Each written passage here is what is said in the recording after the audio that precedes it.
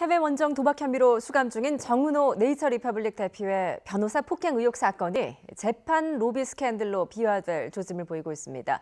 현직 판사 4~5명과 전관 변호사 10여 명의 실명이 거론되면서 로비 의혹이 점입가경으로 확대되고 있습니다. 어떻게 된 일인지 손수호 변호사와 함께 짚어보겠습니다. 안녕하세요. 네, 안녕하십니까. 예, 정은호 네이처리퍼블릭의 법조계 로비 의혹, 하루가 멀다 하고 의혹이 쏟아져 나오고 있는데요. 먼저 재판장 로비 시도 의혹입니다. 이게 어떻게 된 일입니까? 네, 일단 그 정은호 그 네이처리퍼블릭 대표가 해외 원정 도박을 했습니다. 100억대였죠. 예. 그래서 1심에서 구속 기소가 돼서 1심에서 징역 1년의 실형을 선고받았는데요. 검사도 항소를 했고 피고인도 항소를 했습니다. 그래서 항소심 재판이 열리는 과정에서 재판장에게 어떤 영향을 미치자.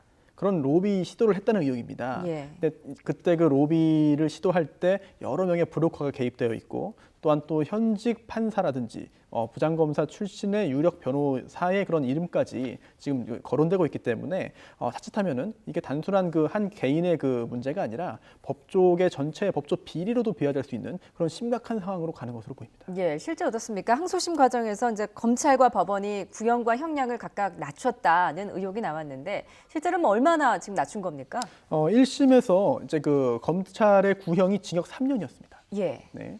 그런데 이제 그 징역 1년이 선고되었고요. 그 다음에 검사와 이제 그 피고인이 항소했는데 2심에서 검찰 구형은 6개월이 오히려 줄었습니다. 징역 2년 6월을 구형했고요. 법원의 2심 항소심 선고도 4개월이 줄어들어서 징역 8월이 선고되었고요. 이런 것을 볼 때 물론 그 형량을 이제 그 감형해야 되는 사유가 있다면 감형할 수도 얼마든지 있죠. 하지만 예. 그런 사정이 없는데 이러한 그 여러 전관들의 영향으로 감형된 것이 아니냐라는 예. 의혹을 제기할 수 있는 상황인 것 같습니다. 그렇군요. 아직은 이제 의혹 단계지만 좀 더 조사가 필요할 것 같습니다. 그런데 이제 정 대표의 법조계 로비 의혹이 확산되기 시작했던 것, 어떤 수임료 반환 문제로 그 수임한 그 변호사하고의 어떤 다툼이 있지 않았었습니까? 네, 그렇습니다. 역시 그 해당 변호사도 부장 예. 판사 출신의 아주 베테랑 여성 그 이제 변호사인데요. 구치소 접견 도중에 이제 몸싸움이 이루어졌습니다. 왜냐하면 이제 그 착수금을 20억 원을 받고요. 또 성공 보수를 30억 원을 미리 받았습니다. 예. 그런데 그때 보석을 해준다고 했는데 보석 결정을 받아준다고 했는데 그게 안 되자 30억 성공 보수를 돌려받았고요. 그 다음에 착수금 20억도 그게 착수금이 아니었다. 20억도 돌려달라라고 이제 그 정은호 대표가 주장을 했고요. 요청을 예. 했고 이제 그 변호사는 그거 아니다. 내가 20억은 돌려주지 않을 것이다. 라고 하면서 20억에 대한 그 반환 여부를 둘러싸고 구치소 내에서 접견 도중에 손목을 비틀고 잡아당겼다라고 하는 그런 그 폭행 주장이 있었고 예. 지금 부장판사 출신의 A 변호사는 이제 정은호 대표를 이제 고소를 한 상태입니다. 이 예. 부분에 대해서 수사가 진행될 것으로 보입니다. 이 수임료 20억 원이라는 건 일반인들한테는 굉장히 큰 금액인데 이게 법조계에서 이게 적정한 금액입니까? 일단 아니라고 말씀을 드릴 예. 수 있을 것 같고요. 일단 그 변호사의 보수가 적정한지 여부를 따지는 데 있어서는 굉장히 많은 요소가 이제 고려되어야 됩니다. 사건의 난이도, 아니면 소요되는 시간이나 인력, 그리고 또 법원 검찰청을 드나들 때 이제 그 이동하는 거리나 시간도 이제 감안이 되겠고요. 또한 특정한 사건을 맡아서 진행함에 있어서 예. 돈은 벌지만 사회적인 명성이 좀 저하되는 경우도 있거든요. 그런 경우에는 그런 것까지 감안을 해서 보수를 정하게 되는데요. 그렇다 하더라도 지금 착수금 20억, 성공보수 30억은 너무나 과다한 금액으로 보이고요. 예. 또한 그 변호사의 윤리 강령이 있는데요. 여기에 보면은 직무의 공공성이나 전문성에 비추어서 부당하게 과도한 그런 그 보수를 소림하면 안 돼, 약정하면 안 된다라고 돼 있는데 예. 그러한 윤리 강령에도 위반한 것이 아닌가 생각이 됩니다. 물론 이 부분에 있어서 그 해당 최 변호사 입장은 약간 있습니다. 예. 도박 사건 하나만 한 게 아니라 기타 여러 가지 16건 이상의 그런 사건을 했던 것이고 또한 본인이 이 착수금을 다 받은 게 아니라 변호인단을 구성하기 위해서 다 나눠준 것이다 라고 주장하고 있는데요. 예. 여기에 대해서 또 정 대표 쪽은 또 다른 이야기를 하고 있습니다. 그런 거 사실 아니다. 거짓말이다. 증거도 예. 있다라고 하고 있기 때문에 누구의 말이 맞는지는 좀 지켜봐야겠습니다만 어쨌든 20억의 착수금, 30억의 성공보수는 일반적인 기준으로 볼 때 굉장히 과다한 금액이죠. 예, 어쨌든 이 두 사람의 진실 공방 또 그와는 별개로 이제 이게 법조계 로비 의혹까지 지금 펼쳐졌으니까 좀 더 자세한 조사가 필요할 것 같습니다. 그런데 이제 이 A 변호사 측이 정 대표가 이제 자필로 작성했다는 그 로비 리스트를 공개하지 않았습니까? 네, 그렇습니다. 거기에 어떤 사람들의 명단이 있었던 겁니까? 이 부분이 사실은 그 예. 착수금 성공보수 액수보다 더 큰 논란을 일으킬 수도 있을 것 같습니다. 물론 그 정 대표 자필인데 이건 실체는 사실은 검증은 아직 안 됐습니다만 이 리스트에 이제 현직 부장판사죠. 현직 부장판사의 이름도 올라와 있고 또한 검사장 출신의 유명 변호사 그리고 또 법조인은 아니지만 그동안 이제 그 법조계에 영향력을 미칠 수 있다고 알려져 있는 그러면 의사라든지 아니면 법조 브로커들의 이름이 총 8명이 올라와 있었는데요. 예. 이 8명이 사실 아직 뭐 확인되거나 검증된 건 아닙니다만 정은호 대표가 이제 그 변호사에게 적어서 직접 자필로 적어서 건네준 겁니다. 네. 그러면서 옆에 한 글자가 써 있었어요. 한 단어가 빠져라.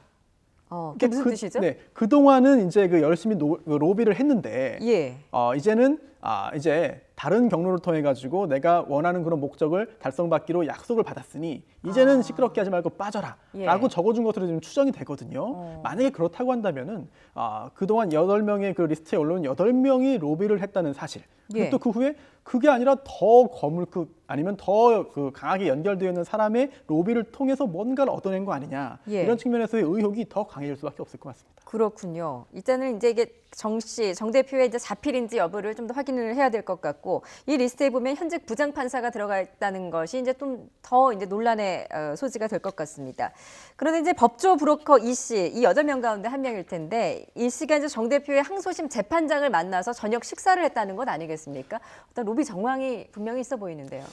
이 부분도 참 지금 단계에서 말씀드리기가 참 어려운 부분인 것 같아요. 예. 왜냐하면 아무리 그 부장판사이고 법조인이라 하더라도 퇴근한 이후에 뭐 친분 관계를 갖는다든지 친구와 만나서 뭐 술 한잔 한다든지 이거를 문제 삼기 어렵거든요. 예. 하지만 반대로 볼 때 이 브로커 입장에서부터는 이렇습니다. 어떻게 항소심 재판부가 결정되고 그날 바로 식사 자리를 했거든요. 그렇다면 미리 어떻게 알고 자리를 잡아놨던 것인지 예. 이런 것도 굉장히 좀 신기한 부분이 좀 있는 것 같고요. 예. 또한 그 이제 해당 판사 같은 경우에는 처음에는 전혀 모르고 식사 자리에 갔다가 그 정은호 대표의 사건에 관련된 이야기를 듣고 이건 아니다 싶어서 다음날 바로 법원에다가 저는 이 사건 못 하겠습니다.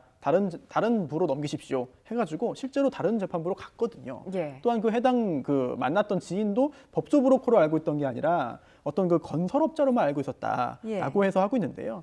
어쨌든 실제 어떤 그 배경이 어떠는지와 관계없이 일반적인 국민들이 갖게 되는 사법에 대한 불신, 이런 또 사법 형사 절차에 대한 어떤 그 믿지 못하는 부분, 의구심 이런 것들은 이번 사건을 통해서 어쩔 수 없이 좀 더 확대될 것 같습니다. 예.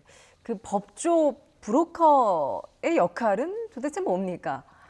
예. 그게 굉장히 관건이 될 것 같습니다. 두 가지로 보시면 될 것 같아요. 예. 첫 번째는 이른바 사무장이라고 부르죠. 그 사무장 중에 안에서 그 변호사의 업무를 서면 작성 등을 보조해주는 그런 인력들이 있고요. 예. 또 외근 사무장이라고 부르는데요. 이거는 원래는 잘 안 되는 거죠. 밖에서 사건 유치만 하는 그런 사무장들이 있습니다. 예. 사건을 유치해서 그런 그 액수에 비례해 가지고 그런 그 성과급을 변호사에게 받아가는 건데요. 그것도 사실은 안 되는 건데 더더욱 문제가 되는 것은 이제 이른바 법조 브로커, 예. 로비스트라고 불리는 그 정도의 인물들입니다.